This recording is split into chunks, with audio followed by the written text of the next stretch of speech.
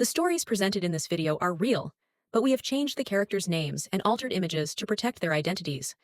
The creator of this video is not an investigative officer. These narratives have been sourced from various internet platforms. Our intent is not to accuse or target anyone in particular. Thank you for understanding. The Martin family, a seemingly normal family from the beach hamlet of Seaview Heights, was at the center of this terrible catastrophe.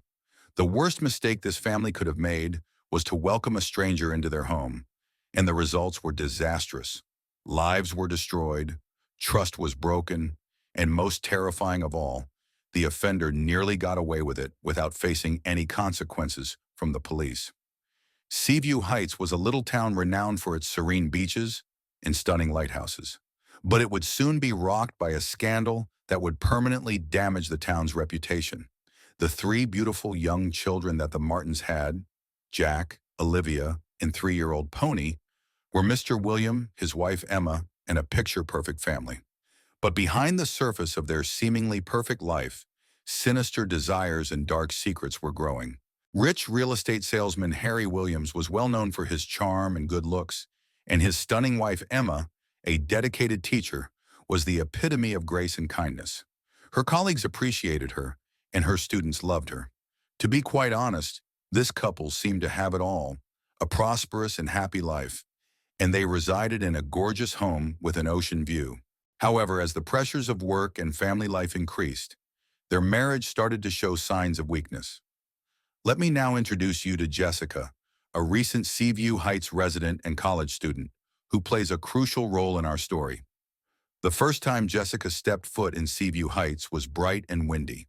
She had been drawn to this town by its beautiful surroundings and peaceful atmosphere. The atmosphere was pure. There was less noise in the streets. All was simply not the same as the busy city life she was used to. Jessica was a college student who was excited to start over in this beautiful town. She had big goals and a defiant attitude. While strolling along the grand boulevards, taking in the charming little shops and historic structures, Jessica once noticed a for sale sign outside an exquisite coastal home. She walked up to the house, curious, wanting to have a closer look. Harry Williams happened to be there conducting a showing for a potential buyer. Mr. Williams strolled up to greet Jessica after noticing her waiting at the gate and exuded his usual charm. Grinning broadly, he asked whether she was interested in the house. Jessica, a little surprised by his sudden approach, got herself together right away. She gushed over the house's beauty and hurriedly said that she was just enjoying the amazing view. Mr. William nodded, his business sense taking over. He introduced himself, telling her he was the buying agent for this transaction. He continued by telling her to feel free to contact out if she ever needed assistance with any of the properties around here. They talked about the town, the house, and Jessica's recent move for a few more minutes. As their conversation developed naturally, Jessica subtly revealed that she was looking for work. She said that since she was new to this little town, no one trusted her enough to offer her a job, despite her desperate search for one. She continued by asking Mr. Martin if he knew of someone who could provide her with a part-time job, if only to help with her college expenses. Something caught Mr. Williams' attention. He thought for a moment before responding. He recalls that Emma, his wife, was constantly looking for assistance around the house and with their kids. He told Jessica that his wife was a school teacher and that sometimes things got a little crazy. Then, offering to speak with his wife and see if they could make plans, he requested for her contact information. Jessica expressed her gratitude to Mr. Martin for taking the time to consider her, her eyes shining with appreciation. Mr. William brought up the topic with Emma later that evening. He told her about how he'd met Jessica and her job over supper. Emma, who is always kind and accommodating, agreed to meet Jessica. Emma suggested that Mr. William invite the young lady over for dinner that weekend to see if she would make a suitable match based on her husband's positive portrayal of her. Jessica was ecstatic to hear from Emma over the phone. After a cordial and pleasant interview, she was hired by the Martins to assist with the kids and help Emma around the house, giving Mr. William and Emma a much-needed break from their busy schedules. Jessica's infectious smile and boundless energy made her an invaluable member of the family straight away. Emma enjoyed the assistance, and the kids loved her. However, Jessica represented something more to Mr. William, something riskier, an escape from the routine of his life. Initially, Mr. Williams' attraction to Jessica was a humiliating secret that he hardly ever acknowledged, not even to himself. He was struck by her youthful energy and vitality, qualities that he felt were vanishing from both his own wife and himself. For her part, Jessica relished the attention that the attractive and successful Mr. William gave her. His confidence and maturity intrigued her. Compared to the males her age who were gradually attempting to get into her trousers, this was completely different. Did I also mention that Jessica had a toned body and was stunningly beautiful? Their conversation, so harmless at first, gradually became more and more charged with unspoken yearning before you knew it. They both understood that it would happen eventually, and that day came. One sultry summer evening, while Emma was out of town attending a teacher's conference, the romance started. When the kids had gone to bed, the sun had set, and Mr. William and Jessica were left alone in the house. As they lay in the little living room, the sound of the waves breaking on the coast provided a calming backdrop. In passing conversation, they decided to share a bottle of wine. After Mr. William had poured 2 glasses of the deep red wine, they gave each other a light-hearted toast. Light-hearted bantering gave way to more serious conversation as the wine flowed. Jessica started to open up to Mr. William, her charming blue eyes and giggles. She talked about her struggles in school, managing her workload, working part-time jobs, and the pressures of expectations. She described her dreams of a day when she would be able to rise beyond the limitations of her present circumstances and truly do something valuable for herself with an openness and sincerity that greatly affected Mr. William. Mr. William found himself sharing more than usual as a result of the effects of the wine and the private circumstance. He discussed his line of work and how, despite his successes, he was irksomely unsatisfied. His enthusiasm for real estate had vanished, to be replaced by the dull tedium of routine work. He admitted to Jessica that he had lost touch with Emma, the person he had previously admired, who now appeared aloof and preoccupied with her own life and career. The conversation became increasingly private and personal as the evening wore on. Jessica and Mr. Williams' gaze locked more often, lingering just a little too long. The air became heavy with hushed need and taboo ideas. Jessica moved to go closer to Mr. William, her knee grazing his, giving him a shiver.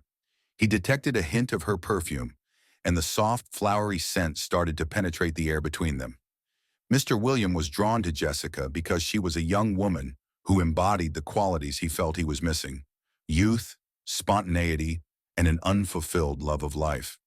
Their tentative kiss signaled that they were about to cross a line into forbidden area. With caution, Mr. William leaned forward, his heart thumping rapidly in his chest. Yes, they kissed, and Jessica's breath caught as they did. A kiss that revealed so much about their repressed cravings. It was a fleeting, stolen moment, charged with the power of new, forbidden passion. Once one passed the boundary, there was no going back. Their bodies were thrust together as they explored their newfound connection, and the kiss quickly turned into a passionate hug. It seemed as though everything around them vanished, leaving only the two of them in a bubble of unbridled, passionate love. Giving in to a craving that had been simmering under the surface for weeks, they surged for the sofa, hands fumbling, hearts pounding. Driven by a combination of love and a need for something more than what their former lives offered, their romance quickly blossomed. They were engaged in a risky game that offered enjoyment, but also had the potential to destroy all they valued. However, at that very time, neither Jessica nor Mr. William were worried about the consequences. A passion that blazed hotter than the July sun setting over Seaview Heights overcame them. Mr. William and Jessica's covert meetings turned becoming a regular occurrence, with each trip getting them closer to their aim. While Emma was gone, they got to know each other at the house, at motels on the outskirts of town, and even in the tucked-away corners of the fantastic parks in Seaview Heights. Every meeting was a dangerous and sensual experience, the thrill of their secret relationship overpowering the truth of their deception. They became so good at it that Emma didn't realize such a horrible thing was happening in her home. However, even if they were really adept at hiding this, they would eventually run out of time to do so. Jack, their oldest kid, came home early from school one day when Emma was out running errands because he was feeling a little under the weather. He slipped inside the house and went to his room to leave his backpack. He could hear discussions being muffled as he passed the living room. He was curious, so he peered over the corner and saw his father and Jessica sharing a deep embrace. Jack stepped away, shocked and scared, but Jessica noticed him. Her tone belied the anger in her eyes as she shouted out his name in a lovely voice. She asked him to stay for a short while. And what was she going to do? Mr. William must have thought with shame and terrible agony in his eyes. Fearful, Jack stopped, telling her he had to go to his room, and he turned to go right away. Jessica, though, moved more quickly. With an iron-like grasp, she grabbed him by the arm. Her normally gentle and collected demeanor changed to one that was downright frightening this time. With a violent spit, she warned Jack, telling him not to tell anybody about this. If not, and this was the terrible part, she actually threatened to kill him if he told anybody about it. Stunned, Mr. William reached out to touch Jessica, as if to suggest that perhaps she had gone too far. However, she screamed, her act of compassion crumbling. Jack nodded, horror ringing in his eyes. He made an effort to get away, but Jessica's hold grew more firm. She asked Jack to swear to her that he would not speak, and Jack, an innocent child, obediently agreed, tears streaming down his face. Jessica let him go once she was satisfied, and he went to his room. Weeks turned into days, and there was an obvious sense of stress in the home. Emma had a strong feeling that something was really wrong, not just with Mr. William, but also with Jack. He avoided making eye contact and spoke in quiet tones, showing signs of anxiety and distance. Emma's fear increased, but Jack wouldn't open up to her. In the meanwhile, it appeared like Mr. Williams' common-sense light bulb went on when Jessica threatened their child. He started to question whether it was all worthwhile. He began planning and arranging how he would inform his wife about the situation so that they could collaborate to get Jessica out of their lives. He simply couldn't bring himself to do it, though. Emma started to see even more terrible shifts in Mr. William. He grew more and more aloof, his love for her manufactured. Her concerns were aroused by his unexpected business trips and late nights at the workplace, but she chose to dismiss them, blaming his behavior on stress. The whole tragedy didn't come to light until one evening when a loud commotion disturbed the peaceful nighttime atmosphere. With the children gone from Emma's mother's cottage, Mrs. James, a neighbor, went to the Martins' home, her heart pounding. She feared the worst, even though she had no idea what she would find. She was shocked to see something even worse than she had expected. Harry Williams lay still in a puddle of his own blood, his body and eyes vacant. A piercing scream from Mrs. James echoed throughout the neighborhood, and before you knew it, people were flocking to the scene to find out what had occurred. The terror quickly spread across the community, and police and investigators immediately descended on the Martin residence in an attempt to discover the cause of Mr. Williams' untimely demise. Emma had to rush home with the kids that same evening when the police called to alert her that her husband had been the victim of something. She went completely insane because they wouldn't give her any more information. In order to find out what had occurred, she immediately threw her kids in the vehicle and drove for more than 3 hours at an incredibly fast pace. While driving, she kept calling her husband's phone, but nobody answered. She was afraid of worse. Asking Jessica if she knew if anything had occurred, she called her.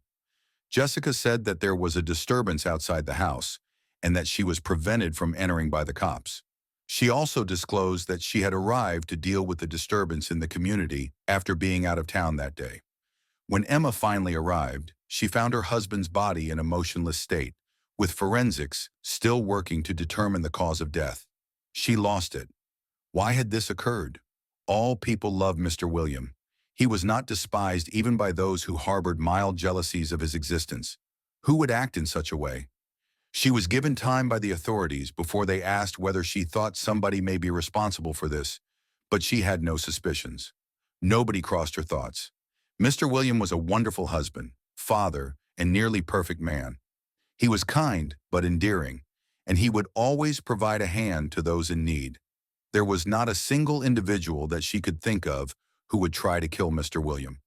When they questioned Jessica as well, she told them she was out of town since she had an exam to write while shedding a few tears.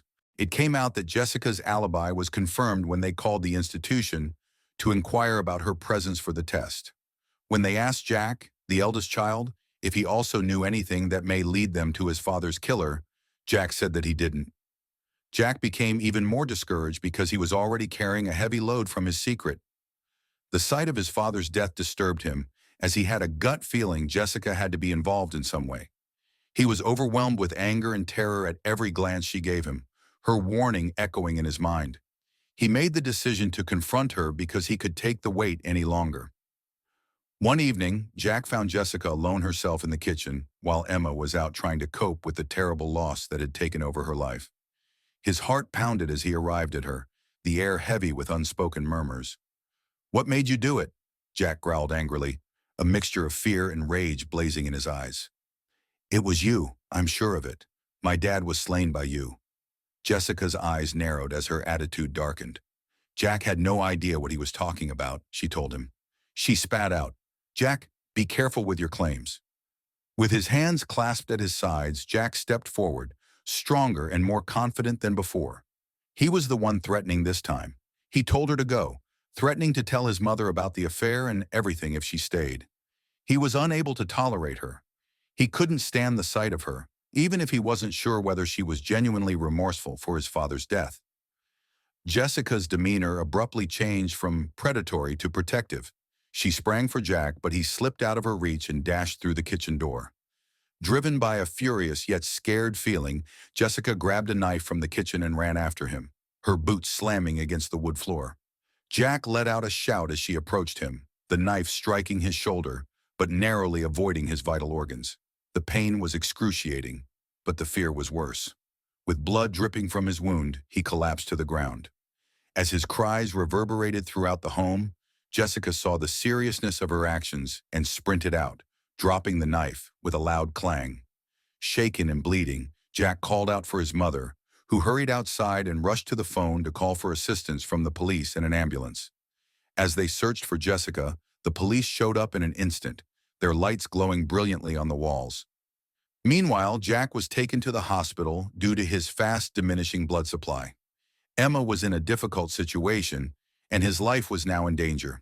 She could not lose her one and only child, but it did not take long for them to find Jessica hiding behind a row of stores in the dark alleyway, tears streaming down her cheeks and her mind racing.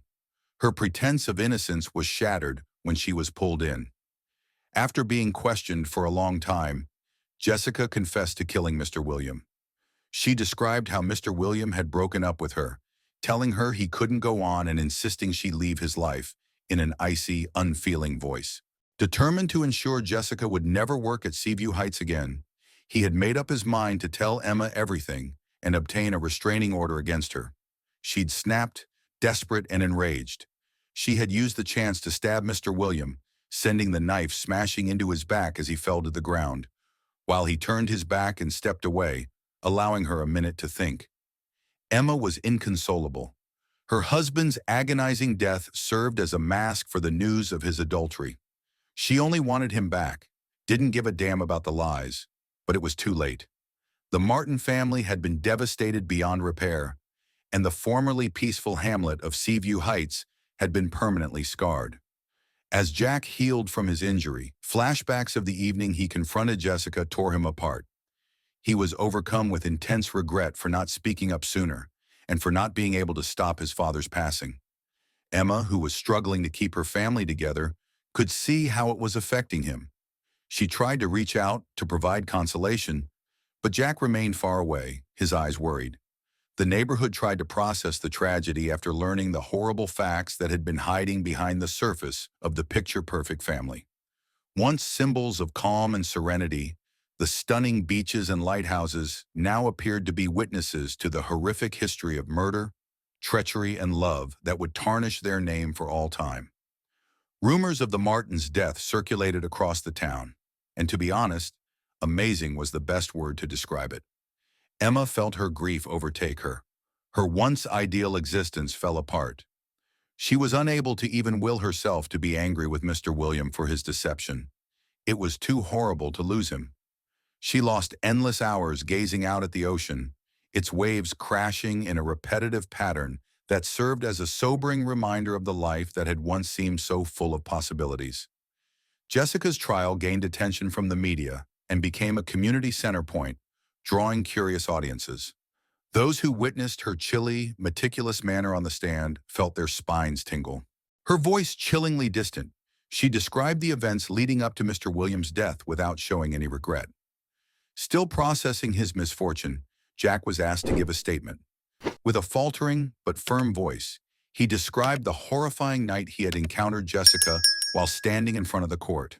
His evidence painted a terrible picture of Jessica's true character.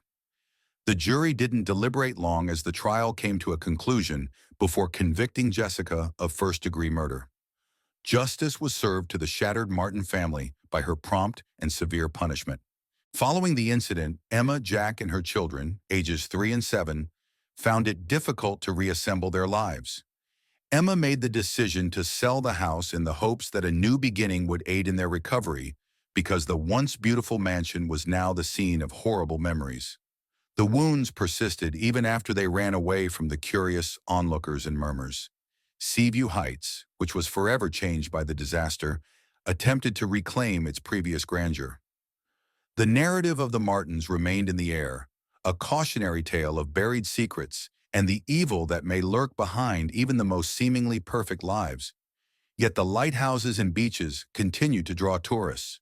The stories presented in this video are real, but we have changed the characters' names and altered images to protect their identities. The creator of this video is not an investigative officer. These narratives have been sourced from various internet platforms. Our intent is not to accuse or target anyone in particular. Thank you for understanding. The famous art dealer and socialite Sophie Alexander was found dead on her foyer's marble floor on March the 6th, 2019. Her corpse was in a spooky attitude, as though the murderer had taken great care in positioning it. The numerous knife wounds on her chest seemed nearly surgical, suggesting that she had been murdered. Her eyes were fixed on something, as if she had sensed her own death was near, and a little pool of blood had appeared around her like a black halo. Standing there in amazement with her husband, Daniel Alexander, were the William couple, Ethan and Rhea. The maid of the Alexanders stood behind them, startled by what they saw. When the police started looking into the murder, they had no idea how shocking the secret they would discover would be. As the CEO of Alexander's Industries, Daniel was a powerful figure in the corporate world, renowned for his shrewdness and determination. He was born in Chicago, Illinois in 1975, and his journey from impoverished origins was truly amazing. Daniel's early years were characterized by hardship and tenacity since he was raised by a dedicated single mother. Motivated by a desire to change his situation, he did very well in school and was awarded a scholarship in 1993 to attend the esteemed University of Chicago Booth School of Business.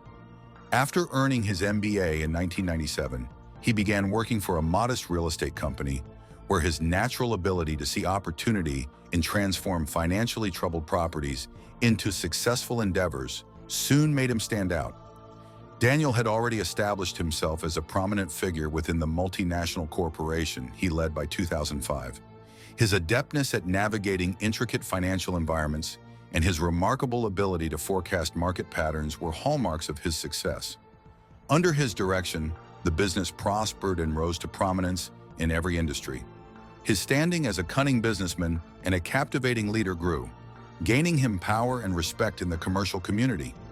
Daniel looked to have it all: a flourishing job, an extravagant lifestyle, and his life seemed to be the definition of success. His wife, Sophie, was well known in the art world. Since establishing her own gallery in 2008, Sophie has established herself as a renowned art dealer, noted for her refined taste and acute sense of developing talent. Her presence was usually noticed at prestigious gallery openings and charity galas, like the 2015 Met Gala and the 2012 Venice Biennale. She was known for adding a touch of elegance to every event. Daniel's social status and job matched Sophie's, and the two of them became a dazzling duo that their contemporaries looked up to. After 12 years of marriage that began in 2007, their partnership seemed to be the picture of stability and prosperity.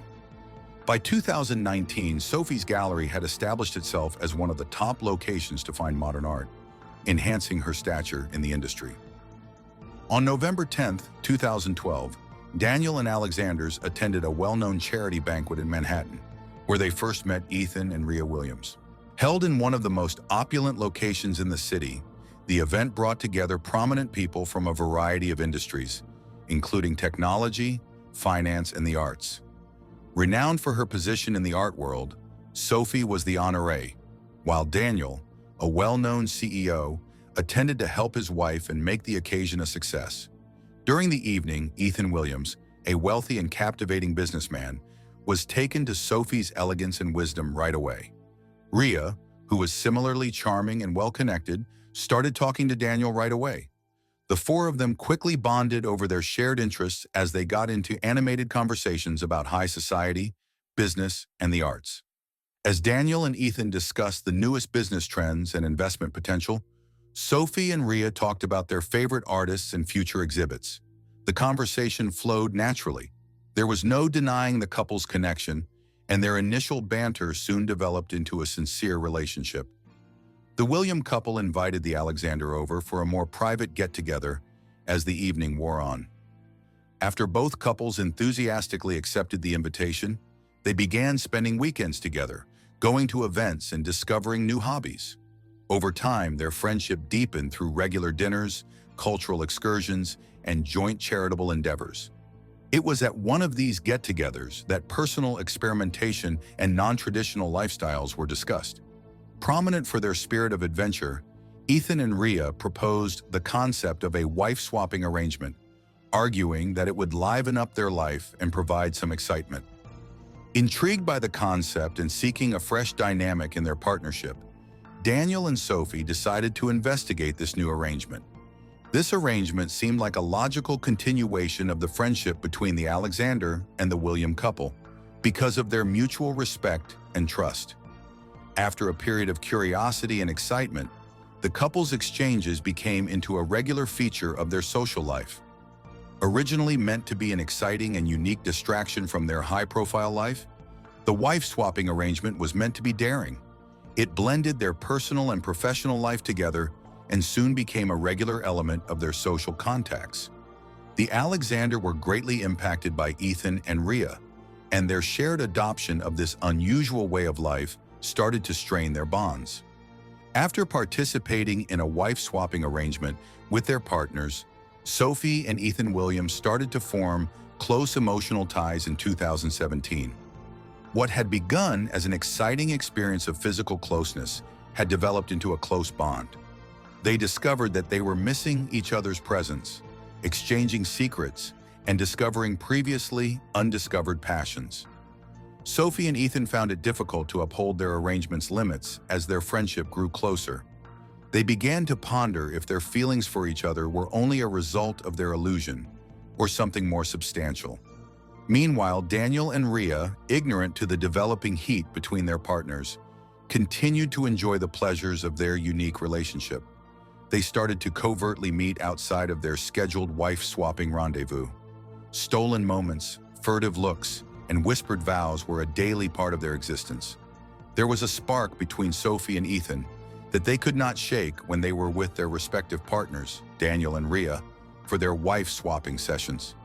They would frequently become engrossed in one another's gaze during these sessions, their intimacy and desire for one another beyond anything they had ever experienced with their own spouses. Their interactions grew more passionate and fulfilling than before as they started to yearn for one another's touch. Ignorant of the developing bond between their partners, Daniel and Rhea persisted in the wife-swapping arrangement, not realizing that their husbands were starting to withdraw emotionally and physically from their relationships. The illusion that had united them all in the past was now posing a danger to their separation. Sophie broke the surprising news that she was expecting Ethan's kid on the evening of March 5th. An atmosphere of anxiety and rage permeated the room as everything went quiet.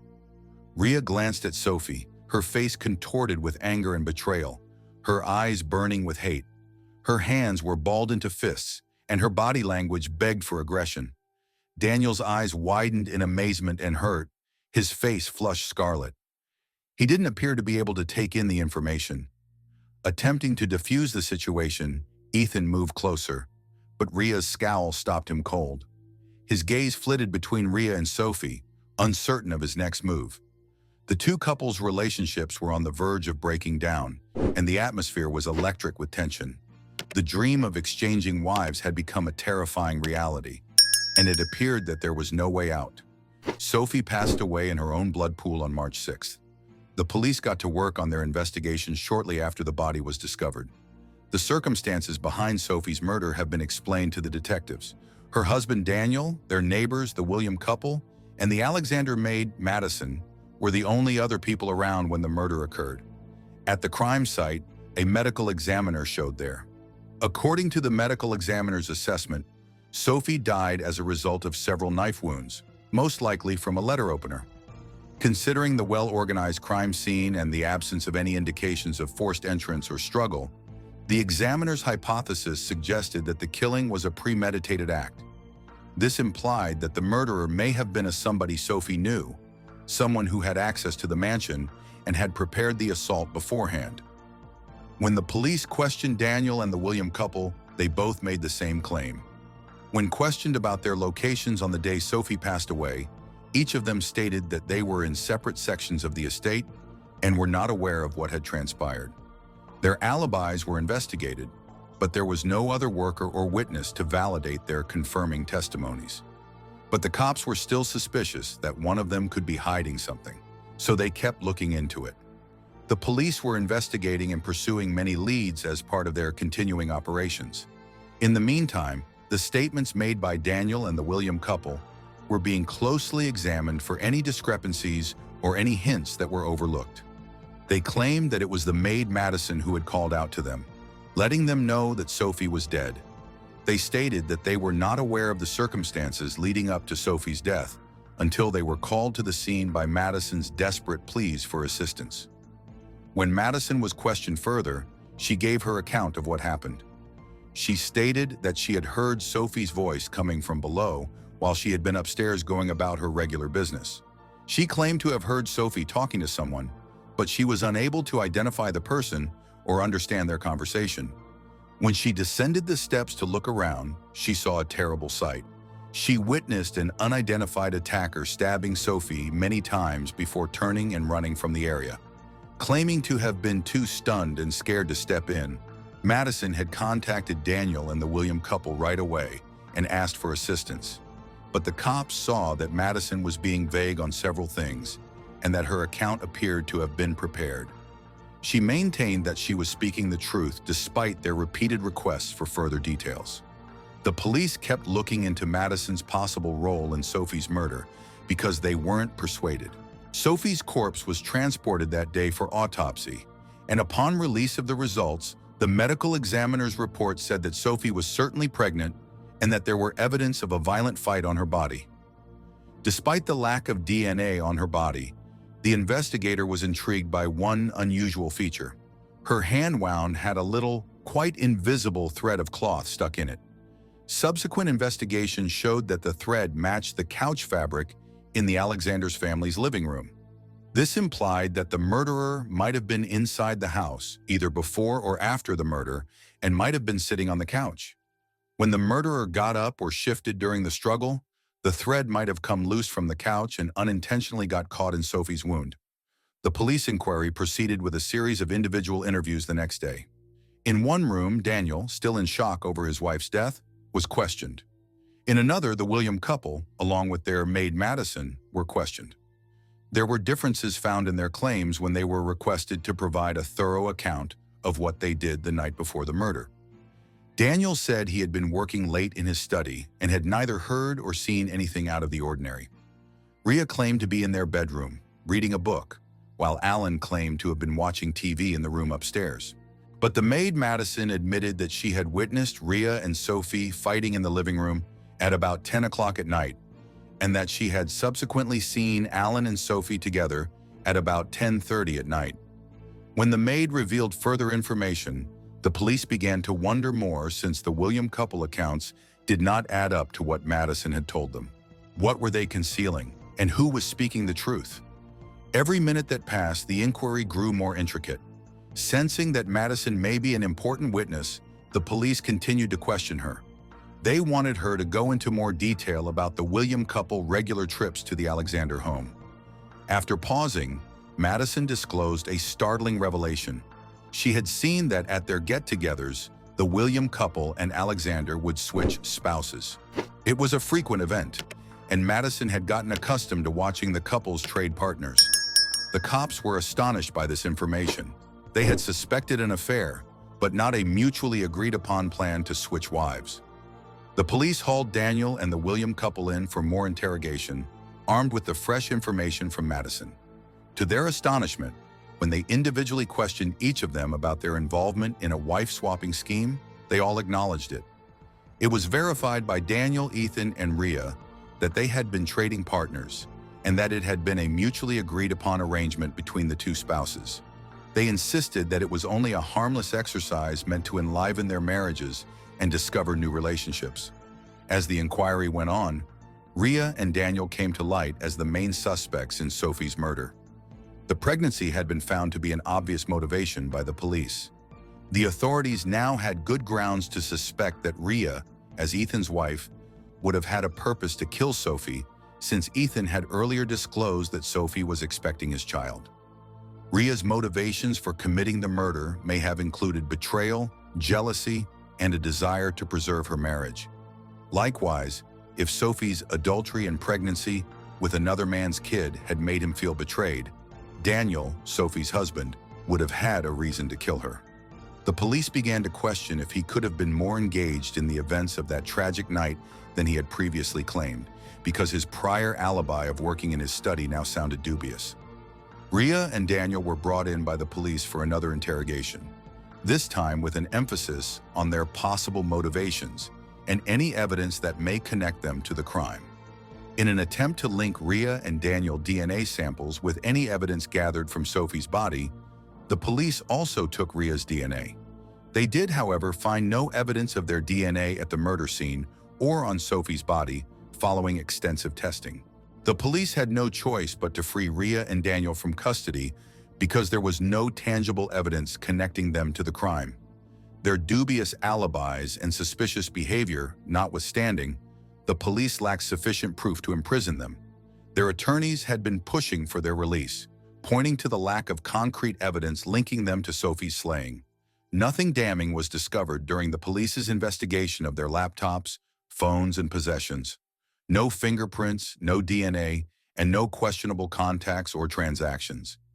They appeared to have taken great effort to hide their footprints. Or maybe they were just being honest about their innocence. The lawyers and the court's pressure grew as the police struggled to locate any tangible proof. The police were aware that they could not detain Rhea and Daniel without bringing charges against them. They reluctantly decided to let them go, thinking that maybe more research might turn up fresh information. Rhea and Daniel were relieved yet unnerved by their experience as they departed the holding facility. They insisted on their innocence, saying they had been falsely charged and that they were happy to be free again. Still, the police were dubious and continued to monitor them as they carried out their inquiry. The authorities secured a warrant to search the Alexanders' house 2 days after they had freed Rhea and Daniel. Madison, meantime, had been called in for more interrogation the day before. Madison's hand had a minor cut that the police discovered during a standard interrogation session. When they questioned her about it, her explanation alarmed them. The detective became interested in her tale since it appeared erratic and evasive. Her hand cut was too neat and exact to be caused by a shattered glass. The suspicions of the police regarding a knife wound were strengthened by Madison's tense demeanor. After deciding to look into the matter more, the investigators got a search warrant for the Alexanders' home. Equipped with cutting-edge tools, a group of forensic specialists, and a mission to unearth fresh evidence, they arrived to the estate. With a new search warrant in hand, the police could thoroughly inspect the property once more, but this time they would be armed with cutting-edge equipment and new eyes. The group of forensic specialists started to unpack their equipment, which included collecting kits, specialized lighting, and cameras, as soon as they got out of their cars. The policemen, under the command of the resolute detective, were poised to help eyes darting over the exterior of the mansion as though looking for any sign of what may be within. The team's goal was very clear: to look everywhere, investigate every area, and gather all possible evidence.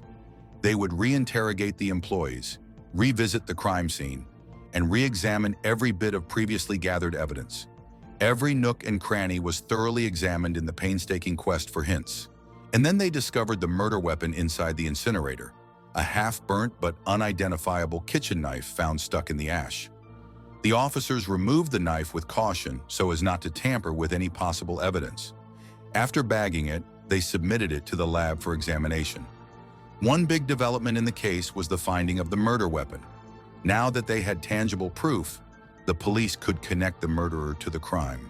Ethan and Madison, who were still under house arrest, were being questioned again regarding the knife and the incinerator. The lab findings showed an unexpected finding. The kitchen knife's handle bore Madison's fingerprint. It was simple to match because the police had already taken her fingerprints and DNA during the first inquiry. With the addition of this fresh evidence, the police were able to apprehend Madison on March 20th and charge her with Sophie's murder. She appeared shocked and afraid when she was hauled into prison. She confessed when the cops questioned her more.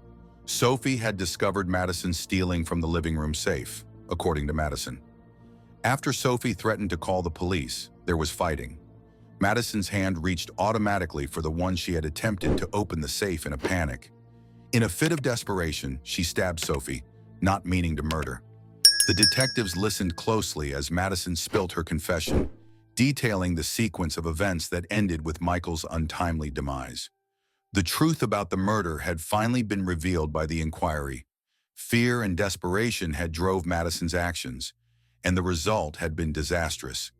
After apprehending Madison, the police accused her of killing Sophie. The prosecution refuted the defense's attempt to claim that Madison had acted in self-defense by pointing out that there was ample proof of her desire to kill.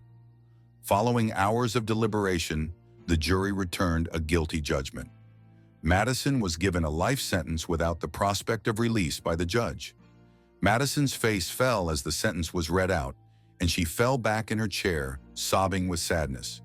Throughout the trial, the Alexanders family had been there, but they shown no emotion as the punishment was given. Sophie was already lost to them, and now they witnessed justice being done. Madison knew she would be incarcerated for the rest of her life, tormented by the memory of the crime she had committed as she was brought away in handcuffs. The previously modest and peaceful maid was now going to face the ultimate price after it was discovered that she was a vicious killer.